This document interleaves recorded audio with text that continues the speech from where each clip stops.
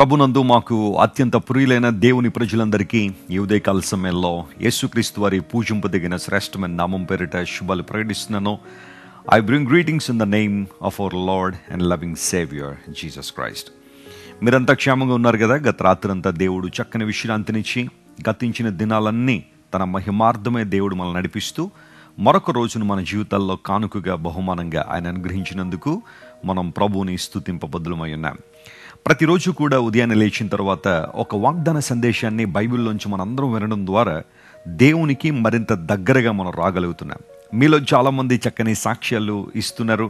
ఈ వాగ్దాన సందేశం ద్వారా మీరు ఎలా దీవెన పొందుతున్నారు? నా మటుకు నేను ప్రభువును స్తుతిస్తున్నాను. దేవుడు మాకు ఇచ్చిన ఈ మంచి అవకాశాన్ని బట్టి దేవునికి మహిమకరంగా మేము ఉండాలని ప్రతిరోజు ప్రార్థనాపూర్వకంగా సిద్ధపడి మేము ముందుకు వస్తున్నాం. ఈరోజు వాగ్దాన సందేశం కోసం కనిపెడుతున్నారు కదా?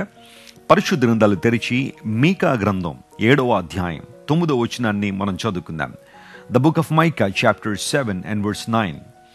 నేను యెహోవా దృష్టికి పాపం చేసి తిని గనుక ఆయన నా పక్షమున వ్యాజ్యమాడి నా పక్షమున న్యాయము తీర్చు వరకు నేను ఆయన కోపాగ్నిని సహింతును.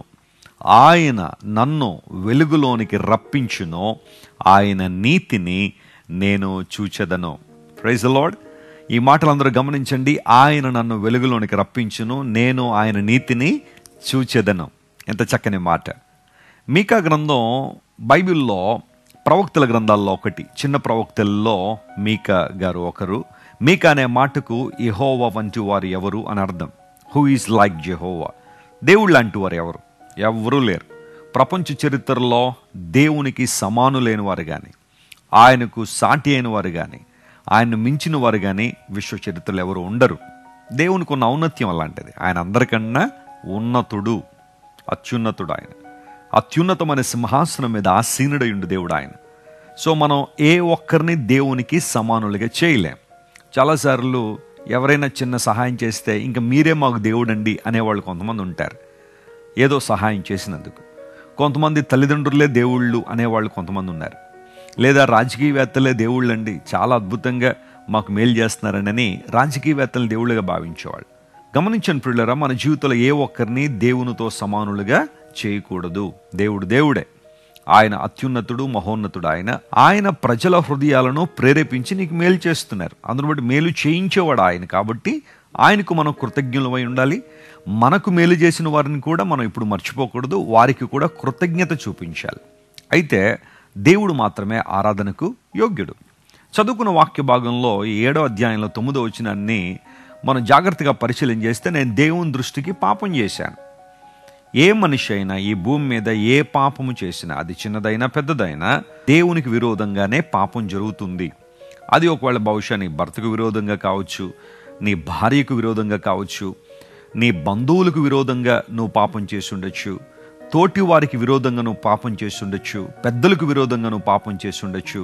అయితే వీరందరినీ ప్రక్కన పెట్టగలిగితే అన్నిటికన్నా ముఖ్యంగా నువ్వు దేవునికి విరోధంగా పాపం చేస్తున్నావు. ఎందుకోసం అంటే పాపం చేయొద్దు అని చెప్పినవాడు దేవుడు. కాబట్టి ఏ పాపమైనా మనిషి చేస్తుంటే అది ఖచ్చితంగా దేవునికి విరోధంగా పాపం చేసినట్టే.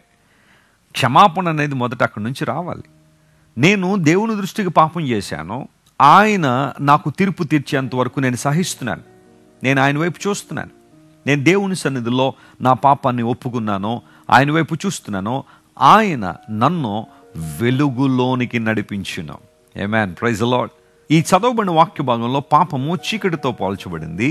ఆ చీకటిలో నుంచి దేవుడు నన్ను వెలుగులోనికి రప్పించే దేవుడు. ఈరోజు దేవుని బిడ్డ, నీ దేవుడు ఎంత గొప్పవాడు అంటే, ఆయన ఎంత ఆశ్చర్యకరుడు అంటే, చీకటిలో ఉన్న నిన్ను నన్ను ఆయన వెలుగులోనికి నడిపించిన దేవుడు. ఒకవేళ ఇంకా ఎవరైనా పాపం అనే చీకటిలో అంధకారంలో ఉండిపోతే వారిని సైతం వెలుగులోనికి తీసుకురాగలిగిన సర్వోత్తమమైన దేవుడు ప్రభువైన యేసుక్రీస్తు వారు. ఆయన మనలో ఏ ఒక్కరూ కూడా చీకటిలో ఉండాలని ఆశించట్లేదు.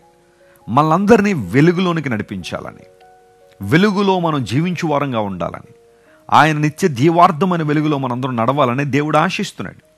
God has a great plan for you. దేవుడు ఎప్పుడు కూడా నీ పట్ల మంచి ప్రణాళికలు కలిగి ఉన్నారు.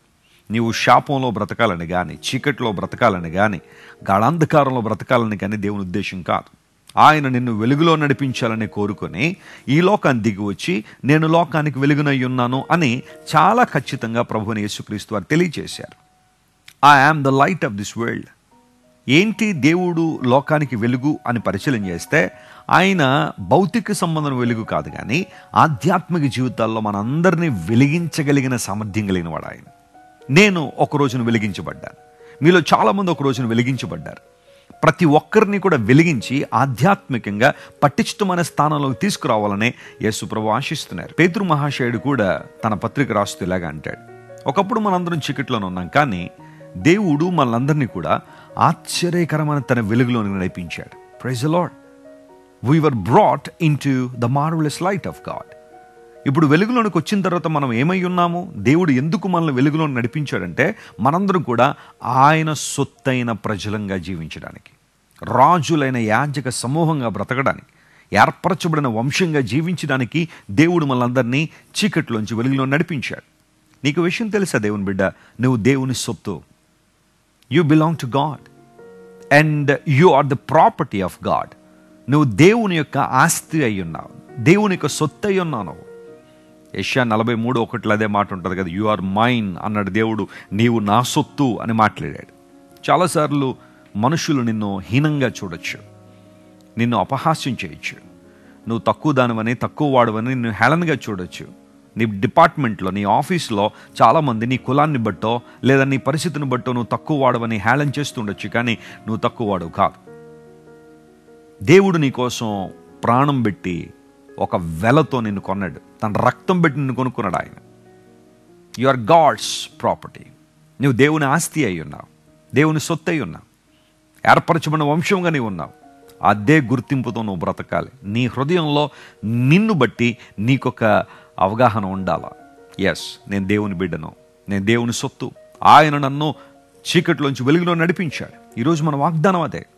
దేవుడు తన నీతిని మనకు కనుపరుస్తున్నాడు, మనము ఆయన నీతిని చూస్తున్నాము. ఆమేన్. ఆయన మహిమను చూస్తున్నాం, ఆయన ప్రభావాన్ని చూస్తున్నాం, ఆయన తేజస్సును మనం చూస్తున్నాం. ఒకప్పుడు మనం చూచిన దృశ్యాలు వేరు కావచ్చు, మన అనుభవాలు వేరు కావచ్చు, కానీ యేసుక్రీస్తు ప్రభువారి దగ్గరికి మనం వచ్చినప్పుడు, మన పాపములను ఒప్పుకొని దేవుని అంగీకరించినప్పుడు ఆయన్ను చూసేవారంగా, ఆయన మహిమను చూసేవారంగా, ఆయన తేజస్సును చూసేవారంగా దేవుడు మనల్ని నిలబెట్టి ఆయన వాడుకుంటున్నారు. ఈరోజు ఈ వాగ్దానాన్ని క్లెయిమ్ చేసుకుని ప్రభువును స్తుతించండి.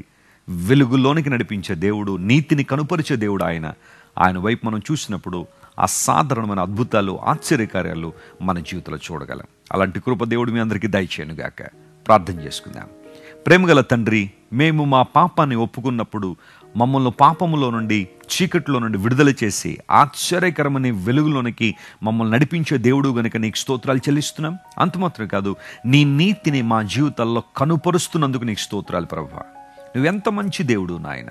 ఈరోజు ఈ వాగ్దాన సందేశాన్ని వీక్షిస్తున్న మా ప్రియులందరినీ ప్రత్యేకమైన విధానంలో మీరు ఆశీర్వదించండి. పిన్నలనేమి పెద్దలనేమి తన యందు భయభక్తులు గలవారని యెహోవా ఆశీర్వదిస్తారని నీ వాక్యంలో రాయబడిన రీతిగా దేవా, నీ ప్రజలను, నీ ప్రియులను విశేషంగా మీరు ఆశీర్వదించి నీ చిత్తాన్ని, నీ ఉద్దేశాలు వారి జీవితంలో నెరవేర్చండి. అనారోగ్యంతో ఉన్న వారికి స్వస్థత ఇవ్వండి, విడుదల లేని వారికి విడుదల దాయిచ్చండి. ఈ రోజంతట్లో నీ కృపను విస్తరింపు చేయండి. ఘనత మహిమ నీకు మాత్రమే ఆరోపిస్తూ యేసుక్రీస్తు నామం పేరట అడిగి వేడుకొంచున్నాం తండ్రి. Amen, amen. God bless you dear friends. Have a wonderful day.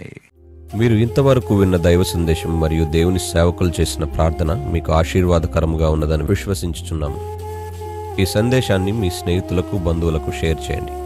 మీకు ఏదైనా ప్రార్థన అవసరత ఉన్నచో మా ఫోన్ నంబర్లకు కాల్ చేయండి. దేవుడు మిమ్మల్ని ప్రేరేపిస్తే విశ్వాసంతో సాగుచున్న ఈ పరిచర్యను ప్రోత్సహించండి.